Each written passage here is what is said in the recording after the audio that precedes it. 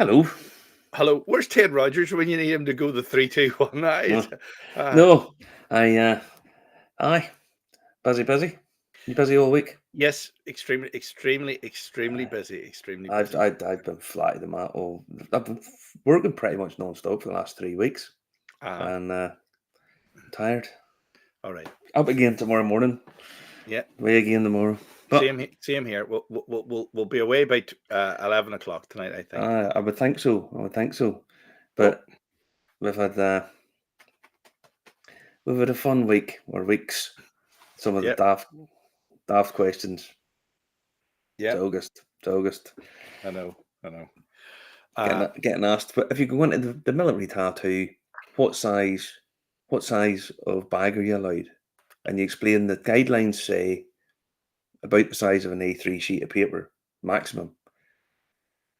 But if I put something in the bag, it'll be thicker than an A3 sheet of paper. Fuck's sake. So basically, you would have a flat bag that you can't put anything in. That's essentially what we're looking for. I think it That, must that, be a bag like Sport Billy that you just keep on bringing the things out of. Everybody's that's on a, tonight. Everybody's on tonight. everybody's coming on. Better say No. hello to these people because Mm. we haven't said hello some weeks. Thomas Jones, hello everyone. Remember to comment, like, and share. We're live on YouTube, LinkedIn, Telegram, I'm just looking for my roomie. Twitch. Anthony Sillett's in. Robbie's watching as well. Yeah, Declan's there. Peter's there. Yeah, Declan and Peter. Yes, William treated me to lunch while you were away, by the way. Ah, right. Yeah. Uh-huh. But you Mm-hmm. had lunch when I wasn't here. Oh, I think I was overseas when you had the lunch. Peter Stewart, glad to see you in tonight. Declan Boyle, Darren Fleck, and Cian Boland there as well. Lovely Aye. stuff, guys. Good. Lovely stuff. No, it's good to see you there. Aye. So we've been busy. Went and saw the military tattoo the other night. That was very good. Bit too much of the old happy clappy singing stuff. I like it whenever it's the all that stuff. Like all Okay. that. But Okay. the happy clappy singing thing, they can maybe cut it back a little bit. Okay. How But long does it go on for? starts at 9:30, finishes at 11. Just on It's and on. fairly long, isn't it? Well, somebody asked me why did they put it on so late. I think it's to do with they want it to be dark for all the fireworks and stuff, because it just looks Right. better. But then they Okay. do the matinee on a Saturday. Right. But yeah, no, it's pretty cool. It's pretty cool. The bagpipers all coming out filling the Esplanade at Edinburgh Castle. It's always cool. Yeah, a couple of people said Edinburgh is actually hiving at the minute. Oh jeez. So I saw 3 shows this week. And one of them was pretty good. It could have done me a bit more polish, if you know what I mean. The guy was doing stuff about hair metal bands. He was a comedy show about hair metal bands, where he's talking about kind of how brilliant and how shit they were at the same time. All like Kiss and all those bands. And Okay. he said that they got these bands like Van Halen. Van Halen's this really good looking guy with massive hair and so on.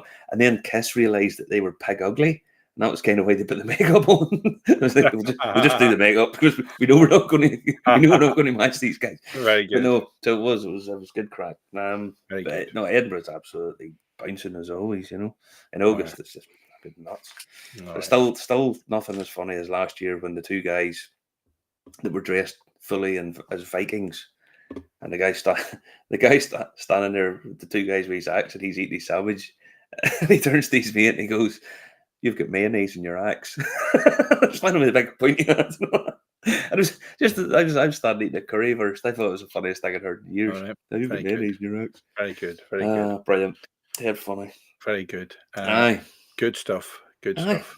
Oh, whenever I arrived home, this was waiting for me. Over at Michael. So this Hold is on. their Make you bigger. There you go. This is their first release bottling. I haven't really had a good look at it, to be honest. 2 seconds just to lift it out. I don't want it falling on the ground. We talked about this last week. I thought the branding was very strong in this. Yeah, it looks pretty cool. Looks pretty nice. Obviously, anybody who knows me knows that I like getting the inaugural release bottles because I just think it's one that you can't replicate. These are the ones that are really collectible. So you get a wee coin with that looks like Porrick on it there. So it's number 60. I get number 69 of 360 bottles. Mm-hmm. So I like that. I think that's pretty cool. The commemorative coin. And the colour of it looks amazing, but didn't really matter because I'll not be opening it. As I say, that's what these ones are for. They're for the collectible ones. But that's another distillery with its own whiskey out, its own spirit released. So good on it. So that looks nice. So that was nice to come home too. Lovely stuff. Lovely stuff indeed. Yeah, I've a couple of nice bottles floating about here now. These will be for drinking. Obviously, I still have my transportation that I haven't never really got a chance to open. Okay. I got this at auction the other day. 23-year-old Glen Scotia, including taxes and shipping. Well, there's a few other bottles I bought. This was £100. £100 for a 23-year-old cask strength single cask Glen Scotia. This is the competition that people are up against when they talk about Irish whiskey's going to do blah blah blah blah blah. That's £100. 23-year-old Irish whiskey. Well, a 25-year-old from Bushmills is setting you back £800. How can they afford to do that? Is that because they have run with it and stored it, and they have a sort of structure in place and the cash flow in place to do it? Whereas Irish whiskies, a lot of them are fresh, under Well, that's it. 5-10 years old, and having difficulty catching up. Then. Well, one of the things is they have the costs now, whereas this, I bought this at an auction, so that's in the secondary market. Now, independent bottlers don't seem to do that well on the secondary market. People want the actual brand because they want to collect them. But if you want to get really good spirit and it's not costing you an awful lot, look at the bottom section of the auction sites. You know, people see the headlines and then they look for what they're collecting. If you go to the bottom end of it, there's some cracking bottles pop up for really good money. You know, it's well worth picking those up. You know, Lovely. there's Pedro. Yes, long time no see, Peter. Yes, definitely. I had lunch with him yesterday. All right. Yeah, we went out to a beautiful place out in Dunleary. A fish place. It was very nice. So thanks for that. It was nice. But yeah, so yeah, if you're looking at the bottom end of the market, there are some cracking bottles just sitting there for not big money. Interesting ones. So there's another one that I bought a wee while ago. I don't still have it sitting here. Bought this a couple of months ago. Edinburgh Castle, 8-year-old Scotch whiskey blend. Worth a try. That was like £20. You know, that's a few years ago. I like trying bottles like that for comparison to what you're getting today. So as I say, look on the bottom end of the auctions because you pick up some really nice stuff, not too bad money. As I say, 23-year-old single cask Glen Scotia for £100. Just for nothing. For nothing. Nada. For nada. Where are we going first tonight? Well, I saw this during the week. It's Milroy's of London. Now, Milroy's is sometimes seen as the sort of foremost whiskey bar it's down in Soho. Do you remember last year we went on the speakeasy, went down below and had the whiskey cocktail. I was over in London. Yes. Well, that was in Milroy's. And what they do is they have a Milroy's Whiskey Travel Index. It's the best whiskey distillery experiences now. It's in Scotland. The best of the best. These distilleries scored the highest marks across, blah, blah, blah. If you go down, number one, 92.24 out of 100 is Ardbeg over in Islay. And it's funny because I was asked about Ardbeg the other day, and I had to say, it's a bit funny because remember whenever I was on Islay, me and Julie went over, we went to Islay. Ardbeg just a bit disjointed. It's a very remote distillery on a little Hebridean island off the coast of Scotland, and you know, about as far west in Europe, but it's about as remote in Europe as you kind of get. And yet it's owned by LVMH, you know, Louis Vuitton, and it's all done out in this sort of funky green Picasso-esque thing inside it. But seemingly it's getting fantastic reviews. Ardbeg achieved multiple top 5 finishes across several categories, including average whiskey review score, number of reviews, total tour and tasting experiences on offer, and recent industry awards. So yeah, they are the top. If you go down to the top 50, so if you scroll down to where it says the top 50, it gives you the categories. So it's the on the thing. It's Oh, see it. Yeah. distillery average whiskey review experiences available, average experience price, average visitor review, hotels, amenities, travel score, and Milroy's whiskey travel award tier. So there's 5 diamonds: Ardbeg, Johnny Walker, Princess Street, Glenkinchie, Springbank, and Bruichladdich. I've done all of those barring Glenkinchie. And if I'm being honest, out of all of them, I would have to say Springbank was the most interesting. Certainly, if you're a whiskey nerd. I mean, we've done Springbank, uh, me and you, Mm-hmm. and it's interesting for the whiskey nerd. I'm not sure for the layman it's as good, but maybe that's obviously who they're going for. But the Johnny Walker Princess Street one, they've spent a lot of money. It's really classy. The Hold on, isn't Springbank the one where they do the full rotation of everything involved in making whiskey? Wasn't there a germination floor and all the rest of it? No, and malting floor, yeah, yeah. yeah. But that's the one over in Campbelltown, yeah. So hold on, I would much. I mean, I would much rather have an authentic experience like that than a lot of these plastic places.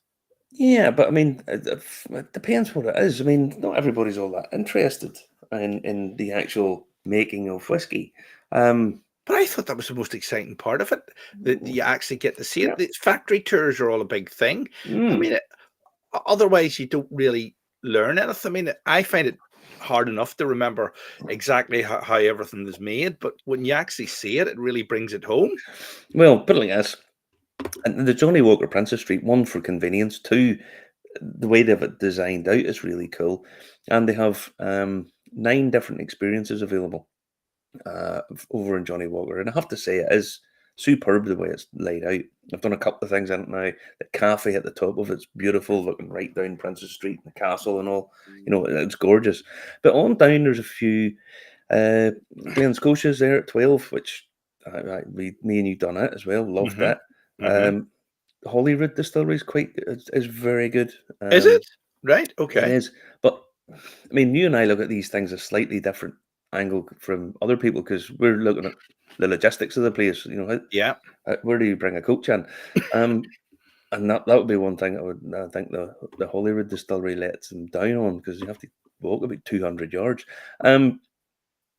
Bladnoch, we'll talk about that in a minute. The one thing that poked up here that there's the average price index, average experience price, Hmm. and if you go down, if you go down to number 30, Bowmore, the Hmm. average price of an experience in Bowmore, £198, 30 Right. pence. um, no, no. I think that's offset quite a bit by the fact that there's a couple of real high end experiences.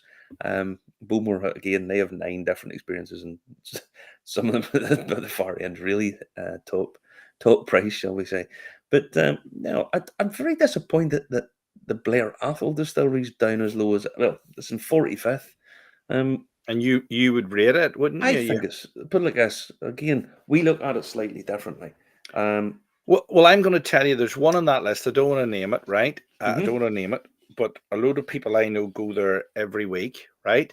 uh-huh. And for some reason, they happened to not be able to go there one week, and they went to Bushmills instead.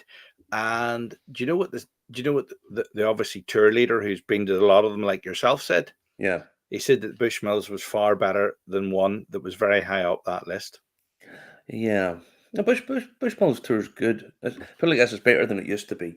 It used to be. Do you remember you went in and you saw Jameson going up the bottling line, which just totally freaked people out. It's like, what the hell's this? I Uh, always love that, but that sort of proves it. oh, It's all one company. well, it was. It's all a lot of it's smoke and mirrors. But no, as I said, there's some really nice things there, and it's when you go down this, you realise I haven't been to that one, I haven't done that one, I haven't done that one.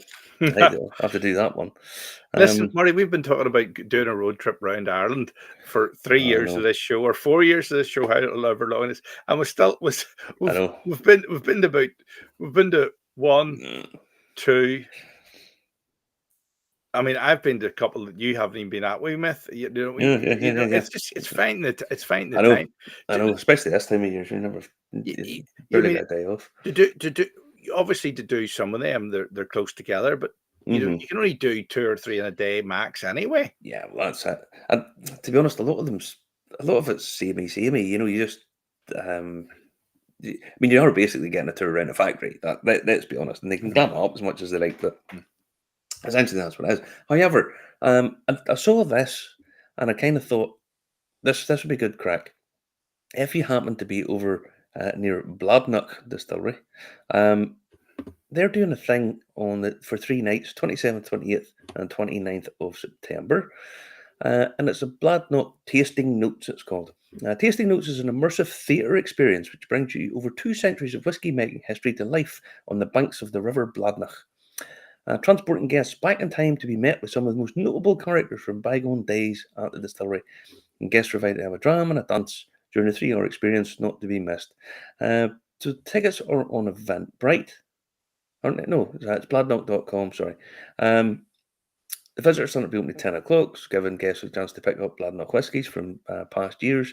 And then there's a complimentary bus service back travelling from the Wigtown Book Festival. It's £25 a ticket. It's like a theatre production.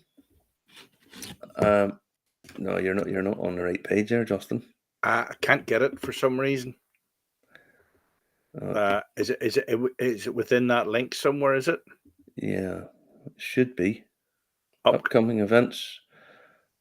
Uh, Borderlands Whiskey Festival? Is that it? no, I don't think so. I don't think so. Hang on, I'll send you the link over now and see if it brings that up for you. Mm-mm-mm. Give me 2 seconds. I'll send that over.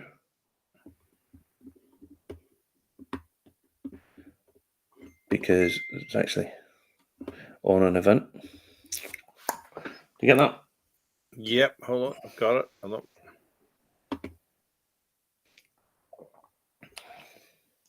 But yeah, so £25.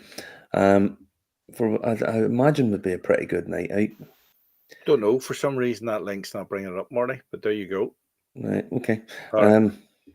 I'll get it sent over. I'll get it so you can post it up. Yep.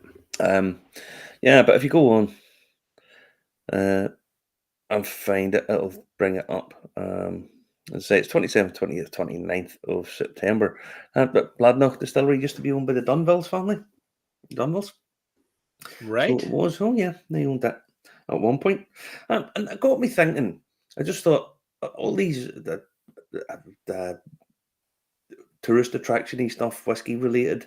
I thought I'd go to TripAdvisor and just put in Irish whiskey and see what comes up. Do you know what comes up? Top of the list. Drum roll, please. The Irish Whiskey Museum. It's pure shit. It's crap on an epic level. This goes to show you just how little people understand. It's fucking awful. We are sitting in the coffin. Yay, it's great. It's crack and all. Utter bollocks. Utter bollocks is what it I is. know, but it goes back to what I was saying earlier, that people like the plastic fake experiences. They Well, like that sort of thing. and I probably they must do, but honestly, it's up there at 11,751 reviews, and it's got 5 stars, which just goes to show you that there's enough Turkish sweatshops to be able to vote on this crap. It's just awful. Uh, I mean, crap on an epic scale. How about an Irish whiskey review extended tour? Oh, it's more work, William. More work. William, listen. You do it. You do it. You do it. You put it together, and we'll say, "Do you want to go on it?" Yes. Yep. Yeah. No problem. We'll Yeah. get. You can get a bus hired. William, you don't know the half of it. You don't know how hard a week Marty had. You do not know. Trust me, and you don't want to know. Put it like this, there's a miracle there wasn't murders. I was going to say in Scotland, but no, it was sort of more never we go over this side of things. All right. Yeah, a couple of people just awful. But no, most of the group were really nice, but a couple of them just awful. Anyway, they are what they are. But yeah, TripAdvisor, number one thing to do, Irish Whiskey Museum. Don't do the Irish Whiskey Museum. It's shit. All right, that's a review. Don't bother with TripAdvisor. Yeah, just crap. What's Dan saying? Please tell me feelings tour is worthwhile. Teeling's tour. Oh, Teeling's Feelings tour. Feelings. I don't mind a good feeling of a table. Not a bad thing. That sounds like a Charlie Chaplin. That sounds like a Charlie Chaplin quote. Sounds like a Carry On film. We're going on a feelings tour. Who are you meeting? Yeah. But no, Teeling's is good. The problem, I have one problem with Teeling's whiskey. Well, I have a couple of things, but the one major problem is they've just too many bloody releases. So the presentation's really cool. Some of the whiskies are good, some of them not so much, but that's sort of par for the course, the amount that they've released. And it's like you go in and there's like 100 different cask finished, this and that, and blah, blah. And it's just kind of hard. It's kind of hard to get what their actual thing is. I mean, Black Pits is a separate sort of category. They're peated and their cask strength. A lot of people rave about it. I wasn't all that keen. That's fair enough. But it's whenever you go in and you've got this wine finished and that wine finished and another wine finished, and then you've got this series of stuff and that series and the nice ones and blah, blah, blah, blah, blah. And it's like, well, I don't really know what to buy. I just don't get why they release so much stuff in these different series and stuff. It just kind of confusing a little bit. But anyway, that's what it is. But yeah, go down there. Another thing you can do. We have Boan. Hold on, I've got to show this. This is what I thought he was talking about there. Tea leads. Sometimes we think too much and feel too little. Feelings. Who was that? Neil Diamond? Neil Sedaka? I think maybe Neil Sedaka. I don't think it was Neil Diamond. Not Neil Diamond number. Anyway, I don't think it's madness. What a show this is. I'm going to use that in the cover picture today. Anyway. Right. Boan are doing a tasting on the 29th of August, where you go down and taste their 3 new whiskies that they brought out, all different sherry cask finishes and blah blah blah, for €50. €50. However, have you got the link up there, Justin? Have you? I have indeed. There's the link there. Yeah. So you can go there. However,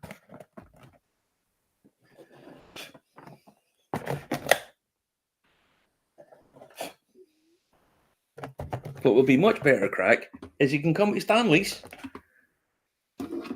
See, we have all 3. All 3. And you can come to Stanley's. 6 days beforehand. And it's cheaper. And the food will be better. I can tell you that right now.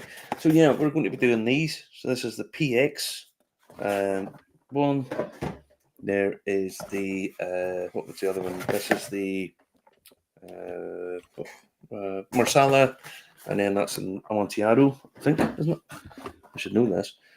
Madeira. So yeah, so Boan are doing it, but come to Ballymena, come to Stanley's, and you'll have more crack with us. But yeah, it's. But you see, I thought of it first. All right. I've just looked at Stanley's Facebook page. He's nuts. His picture of the kitchen in the Facebook page. Has he? And I thought, okay, why? I know, because if you've ever been to the Ghost Son and you've met Stanley's wife, everything is absolutely spotless. Oh, you know, you can, it's I don't know what they put a picture of the kitchen on for, but there you go, No, it's on there. there's Stanley. He loves his whiskey nights. He loves us coming up round and getting the place bunged and everybody getting a drink. And it's a Or proper two, drink night. 3 or 4 or 5. Make sure you get a taxi home or a train, preferably. Aye, well, put it like this. But the thing is, he comes right round and he let people. Stanley's so generous to people. He gives it. He does this. He does these 4 whiskies and food, and then I come in and butter away about it for a bit. But he'll wander around with like a bottle, try a wee bit of this and try a bit of that, and he dishes it out. And for him, it's not about making money in these nights. Yeah. It's about bringing people in, filling the restaurant, having a bit of a laugh and a giggle. And normally, at the end of the evening, you are well inebriated. Correct? You know there's a lot of drink going about. It's the free food I'm interested in. When the Exorcist end up drunk at it, you know there's plenty of drink going about. Correct? Correct. When David Graham ends up pissed at an event, you know there's plenty of booze on the go. But yeah, as I say, so we're doing one, and Boan are doing one, and if people could want to attend both and do a mix and match and a comparison, we'd be happy enough for that. That'd be good crack. There's just one slight problem. Can't go 1, 2, 3, 4, 5, 6, 7, 8, 9, 10. 10 tours, and the first 2 kick off on the 23rd. Can't go. There you go. No, we'll put it like this. I'm hosting the one for Stanley, but I think I'm working that day and the next day as well. I think you worked 6 times in one day. Belfast Whiskey Week. I've done over the last 3 weeks. I've done a lot. Put it like that. Done a lot. Right. But I actually thought I had a day off tomorrow, and then I mustn't have had this written diary because it just popped up. Oh, we've got a tour for you for a thing. All right, okay. Yeah. There's the dates on screen there, Peter. Are you watching while have an earpiece in, but you can't see the screen? There's the dates on screen there, and you can go to the GoSun Facebook page as well. Yep. And find out all about it as well. So there you go. It's the 23rd. So it's Friday the 23rd. 2 weeks time. 2 weeks time, nearly. And then Boan are copying us, and they're doing theirs down on the 29th, Thursday the 29th, down in the distillery. So yeah, but ours will be more fun, as you well know. So yeah, if anybody's wanting, come on up. And well, I know a couple of guys here that go pretty much all the time, and they'll testify to how good a crack they are. Yeah. So that's that. The Era restaurant has opened up in the Hinch Distillery. Now I know there's been like 3 different things that's ended up in here, but the reason I'm bringing up the Era. Chef Gemma Austin of A Peculiar Tea, alongside head chef Gene Fox, a new concept with the same values, big flavours, local produce, and the best people. Have you heard anybody that's been up here talking about this place? Peculiar Era or no, that Era, because I had a guy come up to me the other day and he says, "Have you yet up in here yet?" And I went, "Well, not yet." And he says, "Honestly, it's out of this world." Didn't she won one of these cookery shows at one point? I think that's who that is. Yeah, but this is one thing that I noticed whenever I was going through the menu, because I haven't been up yet, but I'm really going to have to get my finger out my arse and go up. There's the menu. They do a sausage roll for £3.50, Justin. Right. Do you know that place Hickson Point beside that Titanic place? It's a tenner. It's £9.50. I guarantee you the sausage roll in Era will be better than the one in Hickson Point. I could pretty much guarantee that. But looks delicious there. Looks delicious. That menu is absolutely fantastic. It does. I mean, if you go down some of the stuff, truffle butter linguine, confit mushrooms, pickled shrimp, chestnut puree, cured egg yolk. I mean, all of that. Oh, it looks lovely. Just lovely. Absolutely delicious. I know. I know. But It's no, too much for me. It sent me over the edge. battered cod, triple cooked chips, vinegar mushy peas. I love vinegar mushy peas, and it's got curry alwa. The chippy Curry alwa. shuts at 11 here, and I can't make it tonight. Look at that there. What are you Well, doing to me? well, put it like this. I got home today, decided to treat myself, so I went and had a beef curry. I haven't had a beef curry all week, but yeah, the restaurant has been getting fantastic reviews. Things look amazing, and it looks good prices. You're talking there. What is it? Now that's the lunch menu. So obviously things lunch menus not thing, but a fish supper, triple cooked chicken, mushy peas, tartar sauce, 15.95. I mean, for these days, that's really reasonable price. Yeah, You know. it is. Um, and if you go down for the dinner menu later on, duck breast, brown butter, fondant, duck leg, tartlet, rhubarb and apricot, duck jus, 26 quid. I mean, I don't think that sounds like a very reasonable price to me. Uh, yeah, so we'll have to make our progress up to there, my friend, and Yes. get a bite of something to eat because, yeah, honestly, two people that I met last week were talking about it, and they just said it was absolutely sensational. So yeah, we'll have to get a run up there. The taste of Mexico, tacos, Mm, tortillas, salsa pico, a lot of yeah, beef, pork. but the thing is, Hinch really seem to have got things moving right. They've been winning these awards. There was the last one was the Irish Whiskey Masters Award. The double wood got it. The World Whiskey Awards. They've been doing really well. Won the best blended. Um, I know you can't say his name anymore, but Jim Murray. Don't worry because you don't mention his name. You're not allowed to talk about Jim Murray because he's very bad, sexist or something like that. Anyway, but he ranked. He thought the hinch that he tasted was it the best Irish whiskey or something like that. The Madeira one that they brought out, very nice. Yeah, Imperial Stout one, people really liking that too. So no, they seem to have got sorted out. They are getting sort of tick, tick, tick, tick, and things are getting because they had a rocky start. Let's be honest, because it hit uh, they, they opened just in bloody COVID. Whenever it just got there and just hit the wall, which you know. You know how hard these people work to get these things up and running. I mean, the Hinch is a big operation, and I know people to this. Oh, Terry's got a lot of money. It doesn't matter. It's hard. Um, and when you hear reviews about what the food's like, and the whiskies went on wards. They have loads of stock laid down, and Will up there, he's a really nice guy. Will Stafford's a lovely fella, and he's doing good things for them. So long may it continue. As we always say, we always want to support our own, support your locals, because yeah, they need it a lot of the time. And so we will get a run up to go and dine, and yeah, Good. we'll get foodie. Uh, Yes. William really enjoyed William, your 50. Absolutely.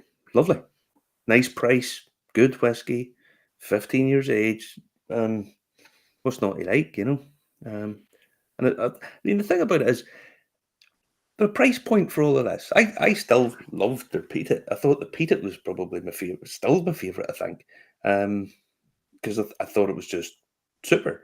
And I mean, it's not even discontinued, so I'll have to go and get a couple of bottles of that picked up.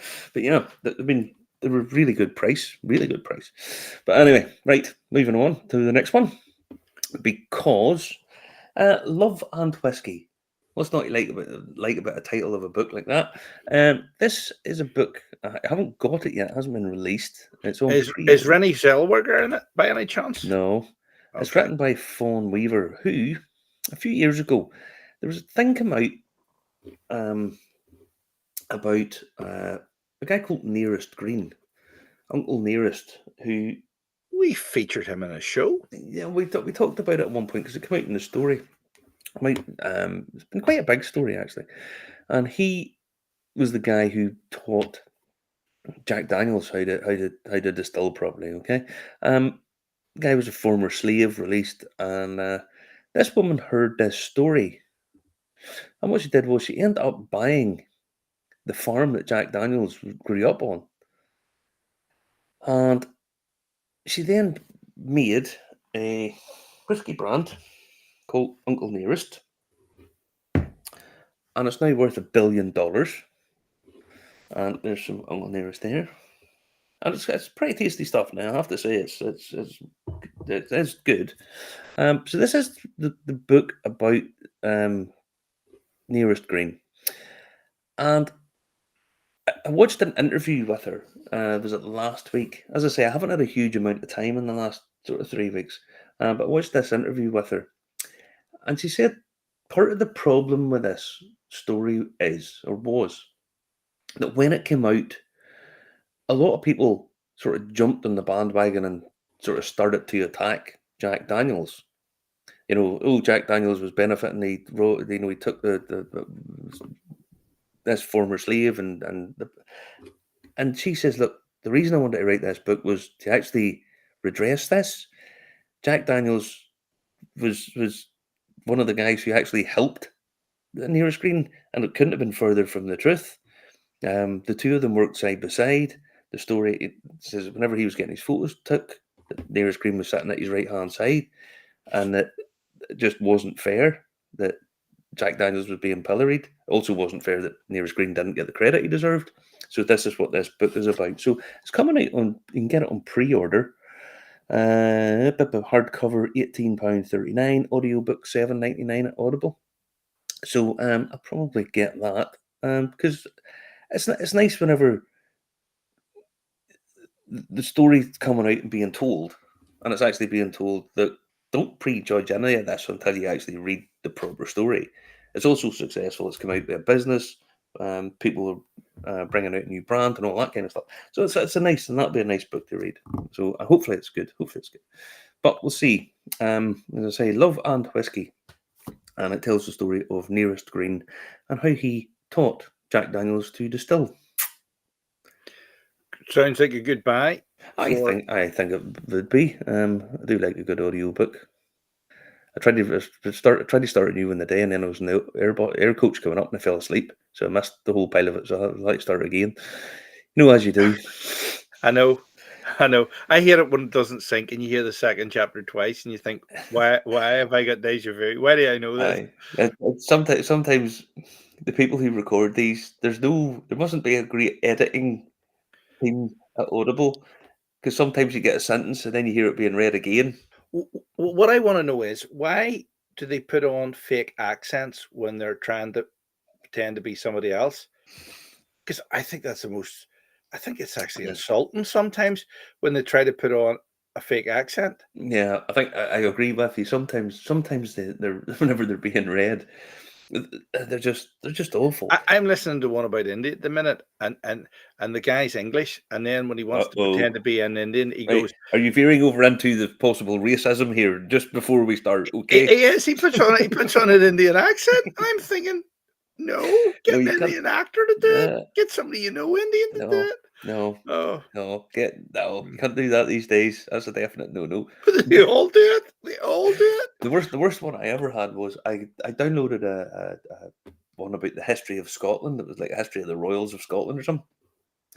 And it was an American guy reading it, and all through it, well, I assume all through it, because for the first sort of hour of the book, I thought I can cope with this, but he couldn't pronounce the name of Edinburgh.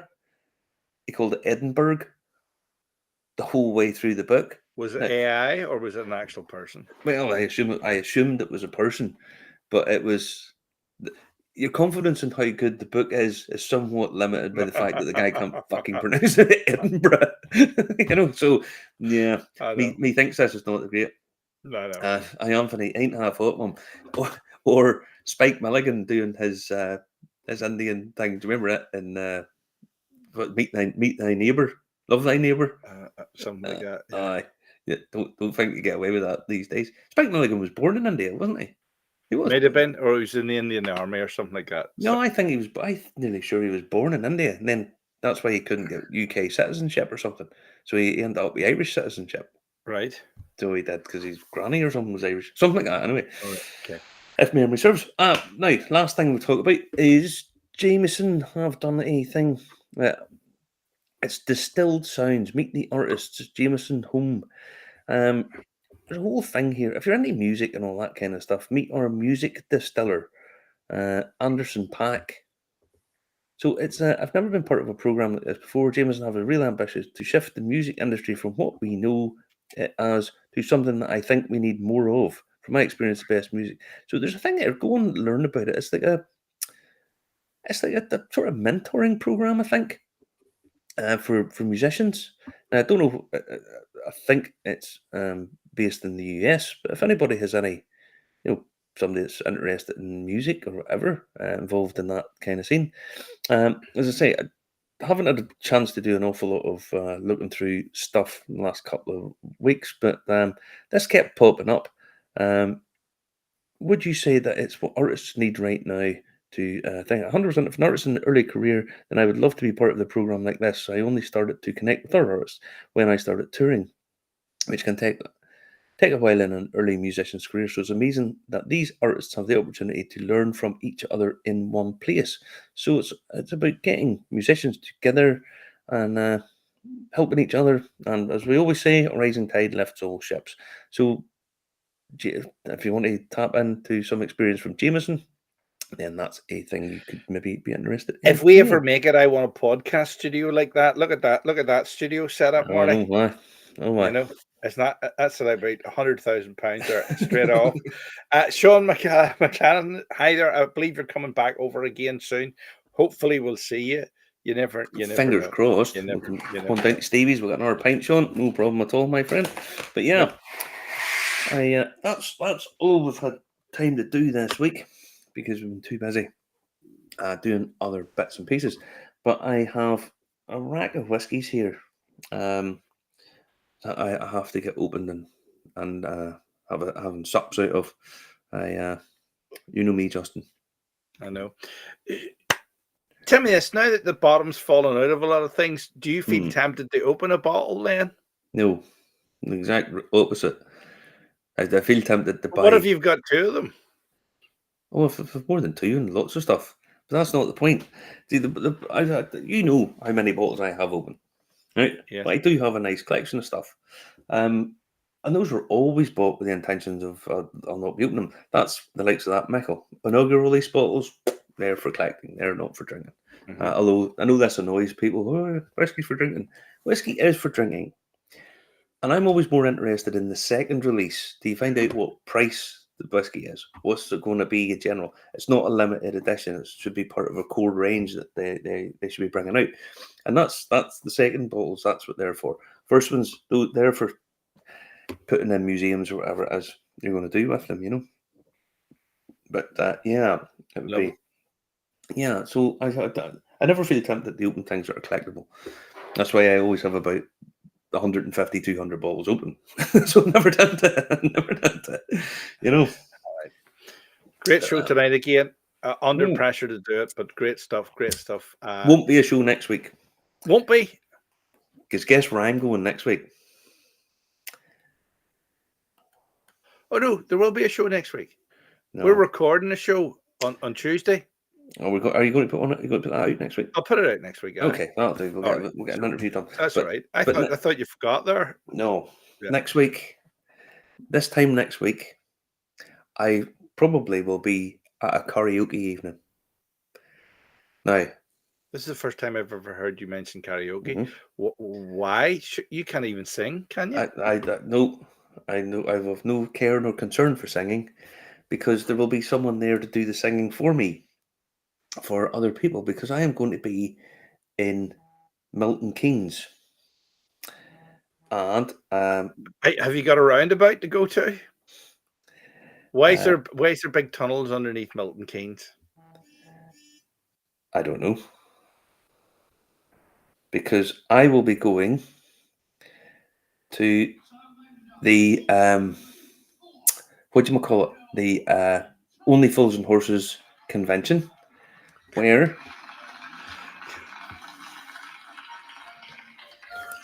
this guy will be singing. Hang on, let's skip it forward a wee bit.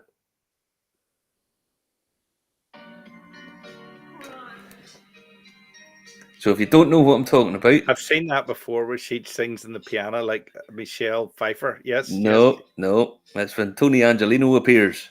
And Tony Angelino, Mm. and he's got the speech impediment, so he sings Quang.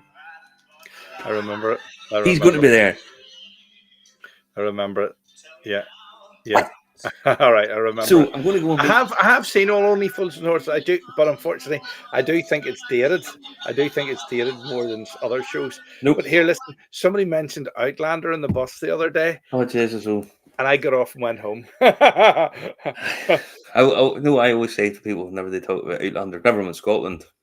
What do you call fans of Star Trek? Trekkies. Mhm, What do you call fans of Game of Thrones? Throners. mhm. And what do you call fans of Outlander? Perverts. So, Okay. All oh, right. there's a lot of nudity in Outlander. I might start watching it. Not. Not. But look, it's well seen as fiction because basically they're in the Highlands of Scotland, and anytime you see anybody in a red coat, they just rip all their clothes off. Now, if anybody's ever spent any time at all in the Highlands of Scotland, it's not somewhere you want to be taking your clothes off. One, nothing's going to be impressive because it's fucking freezing. Two, it's probably pissing out the heavens. And three, you're going to get hit by midgies. So there's no, how the people in the Highlands of Scotland ever bred is beyond me. But there you go. All right. Great stuff. So, catch you again.